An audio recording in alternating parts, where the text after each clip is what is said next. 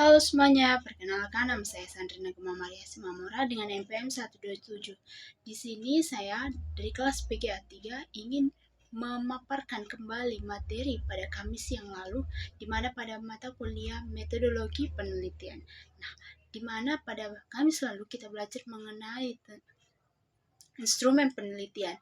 Baik penelitian kuantitatif ataupun kualitatif itu pastinya memerlukan instrumen, karena instrumen ini ada sebuah alat. Alatnya ini berarti itu benda yang akan mengumpulkan.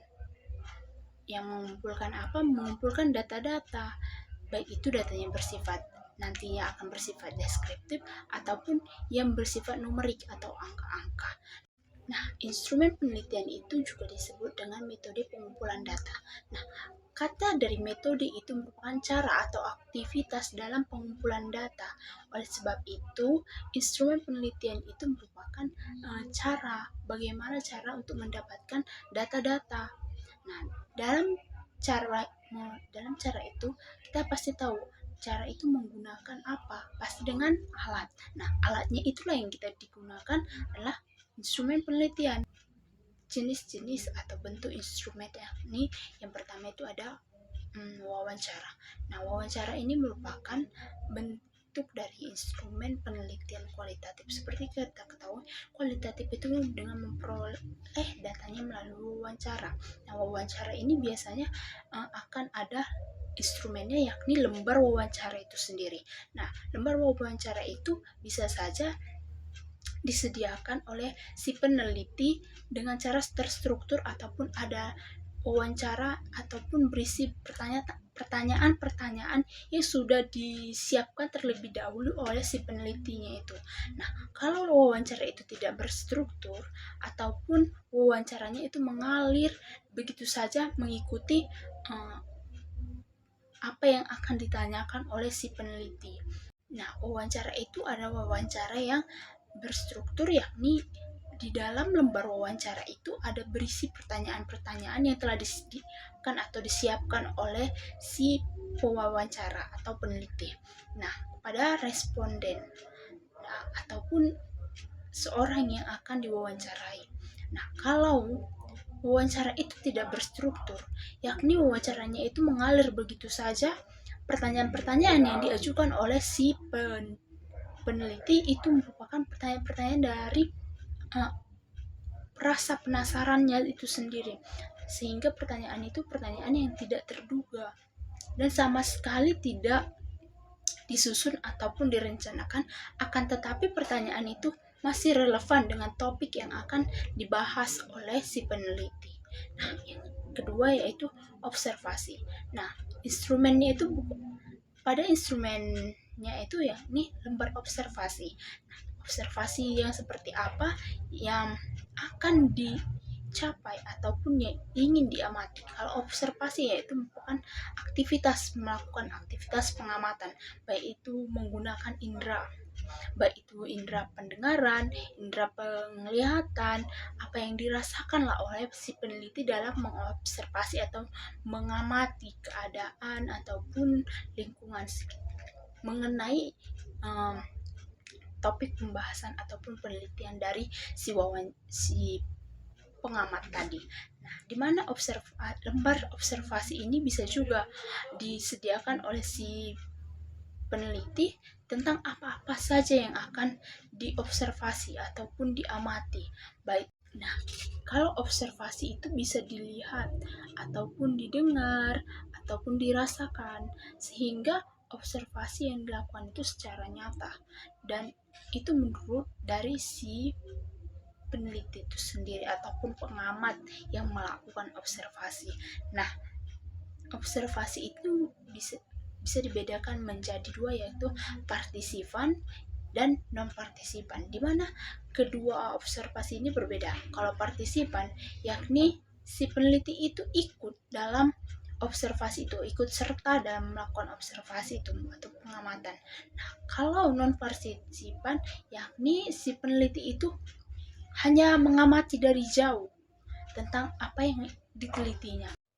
Baik, yang ketiga itu ada angket ataupun kuesioner, di mana angket ini sama kuesioner ini berbeda, akan tetapi ditujukan kepada partisipan ataupun responden yang ingin diketahui atau dicari data atau informasinya. Nah, kalau angket ini berisi pernyataan tentang apa yang akan diteliti. Nah, misalnya motivasi belajar, kita bilang kan, motivasi belajar siswa, baru diisi pernyataannya, misalnya saya pada saat pembelajaran selalu mendengarkan guru, gitu kan. Nah, sehingga ada pun jawaban darinya itu ya selalu, tidak selalu, jarang, kadang-kadang. Nah, kuesioner itu bersifat tertutup dan terbuka. Nah, kalau kuesionernya yang tertutup, yaitu merupakan kuesioner yang jawabannya ya atau tidak. Misalnya, berapa lama misalnya, apakah Anda mengajar secara profesional, ya atau tidak. Nah, kalau dia kuesioner terbuka, yaitu kuesioner yang jawabannya itu diisi langsung oleh si responden. Misalnya, sudah berapa lama Anda mengajar, atau pengalaman mengajar Anda itu sudah berapa lama, atau Anda mendapatkan pelatihan ataupun mengikuti seminar itu sudah beberapa kali. Misalnya ada yang jawab 1, 2, 3, bahkan yang jawab tidak pernah, seperti itu, sehingga jawabannya itu terbuka. Yang keempat ada itu tes. Nah, di mana tes ini merupakan instrumen atau bentuknya seperti soal. Soal ini dapat berupa pilihan berganda, uraian, ataupun menjodohkan. Nah, ini biasanya dilakukan kepada misalnya siswa. Nah, misalnya pada penelitian untuk meningkatkan hasil belajar siswa. Nah, digunakanlah tes ini. Tes seperti apa? Misalnya dalam pembelajaran IPA. Nah, IPA itu dia tentang makhluk hidup. Nah, tesnya itu bisa digunakan soal-soal, misalnya pilihan berganda, manakah ciri-ciri dari makhluk hidup di bawah ini. Misalnya A, bernafas, B, berlari, C, berjalan, seperti itu. Nah, akan ada satu jawaban yang benar di antara keempatnya. Itulah pilihan berganda. Nah, tes ini merupakan tes kognitif, berbeda lagi dengan tes sikap ataupun keterampilan yang ada pada siswa. Nah, kita lanjut ke cara membuat ataupun menyusun instrumen penelitian. Yang pertama itu kita harus tahu dulu kita penelitian apa, penelitian kuantitatif kah atau penelitian kualitatif. Yang kedua, tentukan variabelnya, apa saja variabel X-nya dan variabel Y-nya. Yang kedua, kita harus menemukan teori-teori. Sebelumnya misalnya ada seseorang yang menggunakan judul penelitian tersebut dan menggunakan instrumen penelitiannya adalah kuesioner ataupun angket. Nah, di antara penelitian itu merupakan bahan pertimbangan untuk kita sendiri melakukan penelitian selanjutnya menggunakan instrumen yang seperti sama tadi. Yang ketiga itu menemukan atau mengidentifikasi.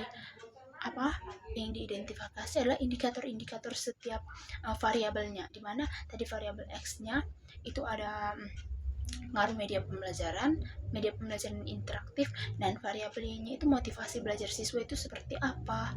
Nah, itulah yang akan diteliti oleh itu, sehingga indikatornya itu, setelah indikatornya itu dapat, kita mulailah membuat kisi-kisi dari itu pertanyaan. Misalnya dalam kuesioner yang berisi pertanyaan, apa saja lah pertanyaan yang relevan dengan apa yang kita teliti. Ataupun kita membuat angket, kita buat pernyataan-pernyataan, ataupun pertamanya kita buat kisi-kisinya dulu.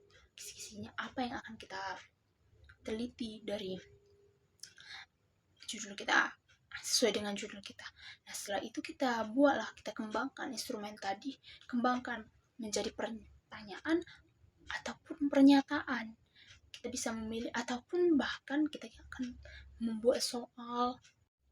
Selanjutnya, setelah indikatornya setelah dapat, kita akan melanjut ke kisi-kisi, membuat kisi-kisi dari misalnya pertanyaannya, ataupun yang akan kita amati, yang akan kita tanya kepada responden, ataupun kita amati terhadap lingkungan sekitar. Nah, dari kisi-kisi itulah berangkat ke pertanyaan-pertanyaan yang akan dituangkan, ataupun pernyataan yang akan dituangkan ke yang tadi, ke instrumen penelitian, baik itu wawancara, kuesioner, ataupun angket, baik itu tes juga seperti. Selanjutnya kita akan membahas tentang kuesioner, angket, tes, dan juga survei. Dari keempatnya itu, apa yang akan membedakan antara keempatnya? Nah, seperti yang kita ketahui, kuesioner itu tadi sudah saya jelaskan, berisi pertanyaan-pertanyaan kepada partisipan ataupun responden tentang apa yang akan kita teliti. Nah, pertanyaan-pertanyaan itu harus relevan dengan itu. Pertanyaan itu jawabannya ya atau tidak. Pertanyaan itu bisa pertanyaan terbuka ataupun tertutup. Kuesioner dan angket itu berbeda. Nah, perbedaannya itu, kuesioner itu berisi pertanyaan, sedangkan angket itu berisi pernyataan. Pernyataannya seperti, sebelum saya mengikuti pembelajaran hari ini, saya belajar terlebih dahulu. Nah, jawaban dari tadi, pernyataan tadi itu biasanya selalu, ataupun kadang-kadang, ataupun tidak pernah, seperti itu. Dari pertanyaannya itu ada nilai-nilainya juga, misalnya selalu itu dapat nilai 4, tidak pernah itu dapat nilai 1. Survei ini kita dapatkan melalui pertanyaan-pertanyaan, ataupun seperti kita baru saja pemilihan gubernur ataupun wali kota, kita dapat menemukan jawaban misalnya dari kabupaten ini, dari kecamatan ini, ya sudah seperti quick count. Dia itu populasinya banyak, akan tetapi pengumpulan datanya itu cepat dan terkadang akurat.